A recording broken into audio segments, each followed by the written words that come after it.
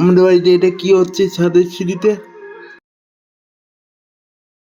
Hey guys, কেমন আছো তোমরা? আশা করি ভালো আছো। ভালো তো থাকতে হবে, যেহেতু তোমরা আমার ফ্যামিলি মেম্বার। আর নিয়ে আসলাম নতুন একটা ব্লগ অনেকদিন পর। তোমরা আকাশের ওয়েদার দেখে বুঝতে পারছো আজকে আকাশের অবস্থা খুবই খারাপ। আর আমার মা ওই রান্নাঘরে কি একটা করছিল, বাইরে বেরোলো এখন। তো আরো গরম পড়ে গেছে, তোমরা জানোই।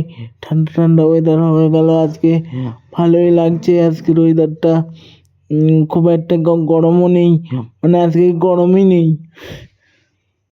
তারপরে বৃষ্টি থামলো, তারপরে সিঁড়ির একটা কাজে চলে এসছে। আসলে ছাদের সিঁড়িতে একটা রেলিং মতো লাগাবে, ধরে ধরে উঠবে, তাই জন্য সেইটা লাগাতে চলে এসছে। সিঁড়িতে রেলিংটা প্রায় লাগানো হয়ে গেছে। আসলে এই ক্যামেরাটা আমার মা করে দিয়েছে, তো তাই জন্য এরকম ভাবে তুলেছে।